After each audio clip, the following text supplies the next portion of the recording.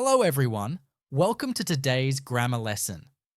In just 5 minutes, we'll break down the 4 main types of English tenses: indefinite, continuous, perfect, and perfect continuous. If tenses ever felt confusing, don't worry. We're going to make them crystal clear today. So let's begin. First, the indefinite tense, also called simple tense, is used to describe regular, general, or factual actions.